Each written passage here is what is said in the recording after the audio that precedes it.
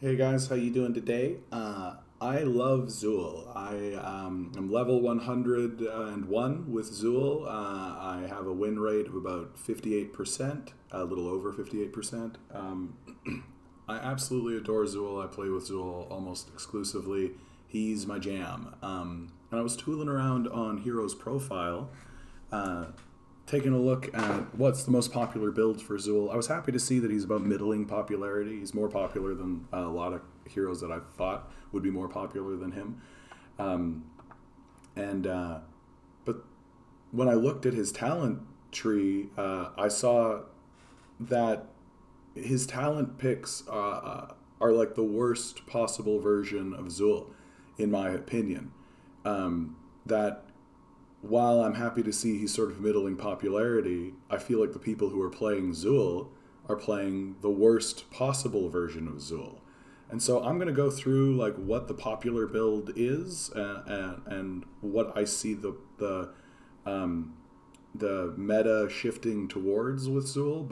And I'm going to try and kick people into alternative views of how to play Zool and alternative ways to think about Zool. And especially I'm going to show my absolutely favorite Zool build in a hope that it's going to kick up and become super, super popular. So let's start with the logic behind his most popular build, which is his Grim Scythe build.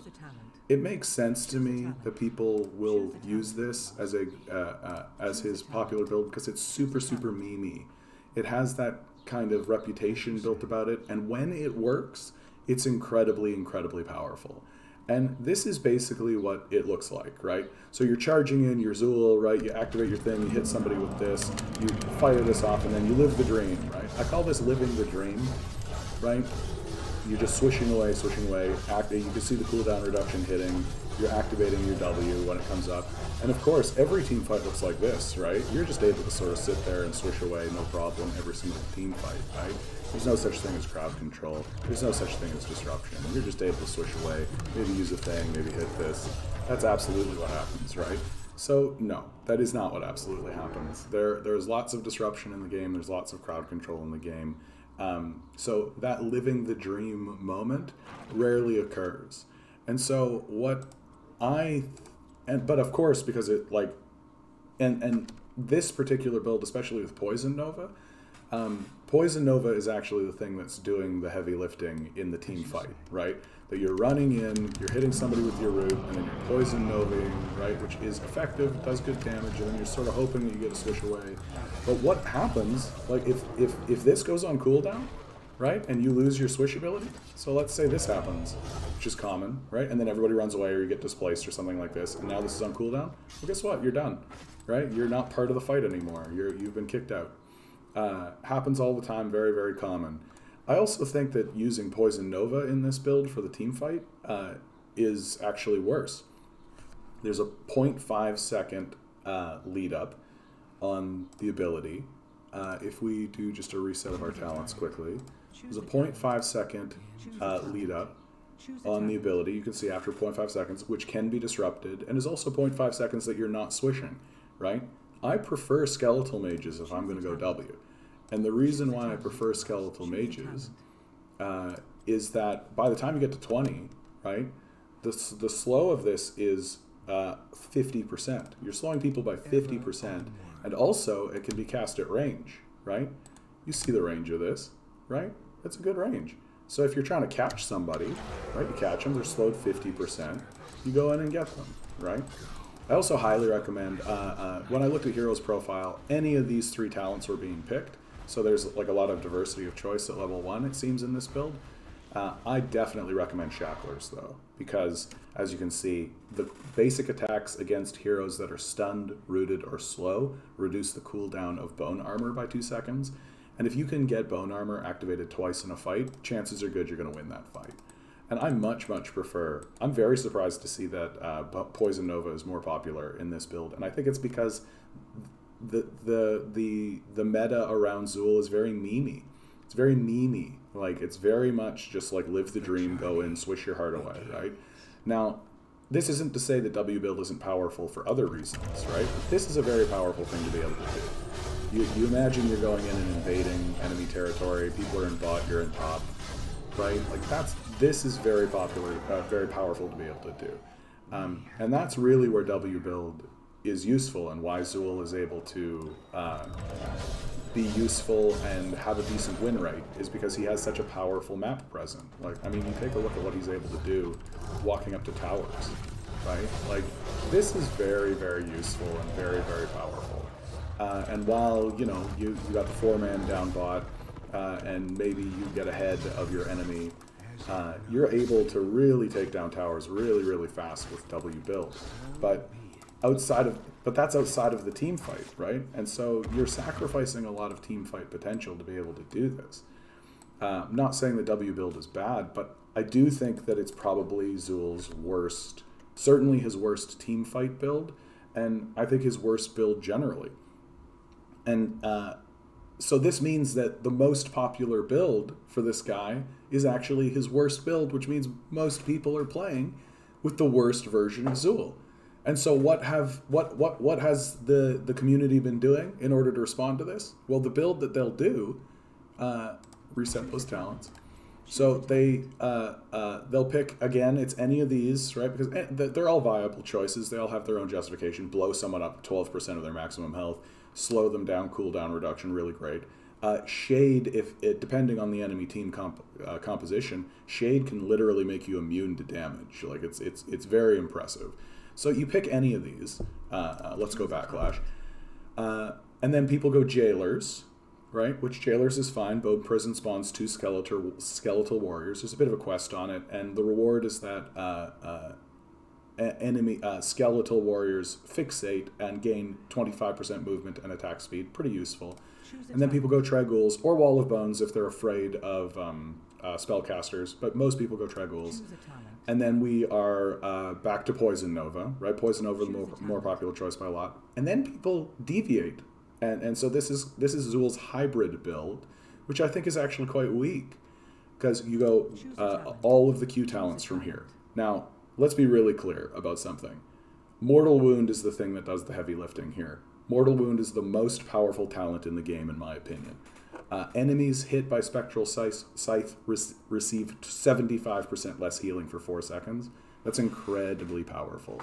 That's incredibly powerful. You just need to see this cut an Ancestral by 75% one time to realize how powerful this is. And once you put together that healing prevented is the same as damage done, like a single cast of Q can do like 1,000 damage, and a little thing will pop up and say like 1,000, right? It's very, very impressive. It's very, very cool to see. And so my complaint about this, of course, is that there's absolutely no synergy here, that you're using Jailers. And so really what you're doing is you're saying, okay, so now my E is going to spawn 2 skeletal warriors. And that's really it. And there is this fixation, 25%, 25 attack speed, but you're sacrificing cooldown reduction for your Q, and you've gone Q all the way down here. So that means that in the team fight, right? So you come in here, you hit your E, right? You come in, maybe do some swishing, all that, but that deactivates soon. Now you're just chilling, right? You're just chilling for way too long, sitting there for way too long. And again, Poison Nova is the thing that's doing the heavy lifting, right? You activate your Poison Nova, you sort of do this, you chill out, but like, there's no. So you get less of the Mortal Wound, you get less of your slow, you get less so that your skeletons can do slightly more damage, and you get like slightly more healing because of Tragghouls. I think that this is just a bad decision. I understand why the community is doing this, because doing this allows you to kind of stay out of the scrum and be more like a mage. But I highly suggest going, this is my typical Q build. This is actually my standard build, and I go mages. I don't go Poison Nova for a very specific reason. Once you go Reaper's Toll and you go the rest of the Q talents, you are a mage. You are a proper mage, right? You come in here, you cast your Q, right? You're at a good distance. You E this person, right? And by the time your stuff comes back, you're casting it again, right? That's more mortal wound. That's more damage being done, right? So you're isolating one of the people. You're staying out of the scrum. You're staying out of the scrum. This is a great zoning tool, but more importantly, I actually think it's a wonderful siege tool, right? So we destroyed the guy. Okay, so let's reset. Refresh forwards. As you say. So you're here, right? You can start casting this. Towers can't come at you. There's a guy here, but like you're gonna slow him. So even if he's like trying to hard engage on you, you literally just walk away. Right? What's he gonna do? He's gonna walk up to you. He's gonna get slowed. Right? It's gonna be a big problem. And you just keep sieging, keep steadily, just chipping away at the towers. Right? Keep destroying stuff. Everything's totally fine. And then when you come into the team fight situation, you do the same thing. Right? You're on the outside. You're on the scrum. Like they're doing the scrum. All of this, and you're just a proper mage. Right? I could actually cast my spells properly. And you just reposition yourself, try to get your stuff in. People really diminish Reaper's Toll because I think they think, oh, 2 seconds is not a lot. But like over time, and especially if you have one of these sustained kind of long fights, absolutely I think this is the best idea with Zul. That and taking Poison Nova has this sort of idea that I'm gonna go in there and I'm gonna blow them up. But you're doing Q, right? You're a mage. Like why do you want to be like this weird mage where you're like in the middle of the fight? So I much prefer to stay outside of the fight, drop this kind of stuff. And of course, if they don't have good healing, like if their healing's not very good, you can switch from Mortal Wound to Kaelin's Edict. I like Kaelin's Edict because the cooldown reduction that this offers, you can see how many skeletons I'm making, right? The cooldown reduction that this offers lets your mages become almost a standard spell. You can start casting this with some regularity. Like the cooldown of skeletal mages is 90 seconds. You can get that down to 30 seconds. So you're casting this as often as like Li Ming is casting her beam, right? And that's very potent and very powerful. I'm very surprised to see that there's a hybrid build that's more popular than this build. But even then, I don't think that either any of the builds I've shown you thus far are better or more interesting than my favorite build. And my favorite build, I hope this becomes the most popular build. And you might say this is a bit memey. You might say that, oh, well, there's a lot of ways to counter this and all of this. And that's all fine. But once you kind of understand the potency of it, I think it's really useful. So Backlash, you go Jailers, right? Choose a talent. You can pick between Traghouls or Wall of Bones depending on how scared you are of their mages. I typically go Traghouls. You are going Poison Nova. Okay, but from here, you're not saying, okay, I'll be on the outside and I'm going to go Echoes of Death and all that kind of stuff. You're going Amp Damage. Increases the root duration of Bone Prison by 0.25 seconds. Enemies rooted lose 25 armor for 2 seconds. This means that every single source of damage that character takes for 2 seconds is increased by 25%. All sources of damage without exception. This is an enormously powerful ability that is completely ignored by the community. Nobody seems to care about it. I take it every single time. And of course, because the root target is taking 25% damage, well, here's a Bone Spear. Deal 504 damage to all enemies in a line. It's AoE damage. Zul excels at AoE damage. And here's a direct source of damage that you can literally shoot at your own root. And it's 25% more powerful. Bone Spear, and then you end it with Andariel's Visage so that you can actually survive what you're about to do. Right? And this is what it looks like. You run in, you get it, root comes up, boom, boom, boom. Right? You just blow them apart. Okay? Now I'm going to get a select enemy hero. Did I turn the minions off? Let's toggle the minions. We're going to select an enemy hero. We're going to take Vala. Vala is great to show this off on so that you can really have an understanding. Vala doesn't really have that. Her escape is not that good. You can kind of just run up on her. We're going to quickly toggle our cooldowns, make sure we've got everything. And so I'm Zul, I'm on my horse, right, charging into lane. Here's a Vala. Hit her with the root, right? Bye-bye. Right? Like, bye-bye. And even if she uses her escape, she's rooted over here. You just move up to her, right? We see that happen all the time, right? So toggle cooldowns. I come up to her, boom. Bye-bye. Bye-bye. So, like, I can do that against Li Ming. Let's take a look at the enemy hero list, right? I can definitely do that against Li Ming. Zul Jin. Zul Jin's great to do this against because even if he pops his invulnerable, the poison gets him after it wears off. Zeratul is a direct counter. You root him, he goes away, right? People can survive it, like Zarya likely survives it. Zagara, if you catch her with this, she's gone. Uriel survives, obviously. Healers like Whitemane get totally owned. Even people like Varian, Valera, certainly. I mean, Uther has abilities to get out of it. And I could go down the list. Most people really struggle with, you know, oh, I got caught. Oh, I'm getting blown up. Right? Like, it's an incredible amount of damage that comes their way. And this build is just not in the meta at all. And I understand why it's not in the meta, right? Because it can be thwarted by unstoppables. It can be thwarted by decent disruption. Wombo combos get it done. But the strength of the ability, if you ask me, is amplify damage, right? Amplify damage means that all sources of that target receive 25% more damage, and that happens even if they get unstoppable. So if you unstoppable if you hit E on a target, right, and it comes up and then it's cleansed immediately, well, for 2 seconds that target still takes 25% more damage. And if you're running in there going big E and then like dropping your poison over, dropping all your stuff, they're still going to take that damage even if they're unstoppable. It's an incredibly powerful and potent ability, and I'm just going to quickly show. Let's put him up against one of the standard, right? The people that everybody says, well, Zul can't go toe to toe with Sonya. I actually really hate that Zul has been classified as a bruiser. I think he shouldn't be a bruiser. I actually think he should be a multi-class hero because he has 3 builds. Technically 4 if you really want to include the hybrid build, which I don't. But like, here he is up against Sonya, right? I'm doing this, I'm doing this.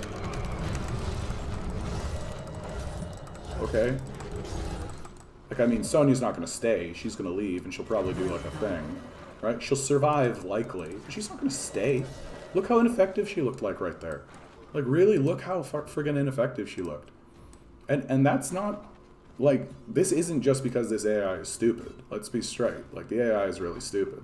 You can drop this. Like, let's run under tower. Let's just, like, go crazy, right?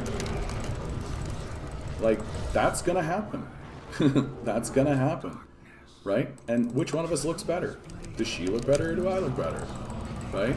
And then you just pull back. If she keeps engages, she is gonna die. I didn't even fire my bone spear at her, right? So, like, Zul can't go toe to toe with Sonya. I think that's nonsense. I think that kind of idea only exists because people don't use this build, which I consider to be Zul's most powerful build.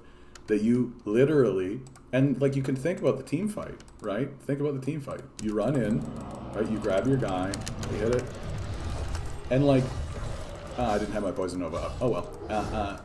Poison Nova's scary ability if it gets off, and if you're worried about their disruption, well, then you just switch Poison Nova to mages, right? Because it has a 0.5 lead up, right? So you just switch it over to mages. You still take amp damage. You still take Bone Spear. You can choose between the slow or Kalins. I prefer Kalins because the cooldown reduction is so useful. But if you really want to slow everybody down and mess everything up, you can take Cold Hand of Death. And you literally are just like dropping it, running up. Same story, right? They're still going to take the damage. All that's going to happen. Here, let's run up to Sonya here. Okay, so she got a hit on me. Like, right? Like, it's a very, very useful and powerful build that I think people avoid. Because it does kind of have a meme-y all-in sort of feel about it, right? But like, I just don't think I can overstate its power. Anyway, I think that's going to be the end of this video, guys. I hope that this was informative. I hope to see this build used more often. This is Zool's bomb build. I never see it. Anytime I play any other character, anytime I play against a Zool, they're always in his worst builds. So yeah, play around with it, have some fun. I hope you guys are doing well. Good luck.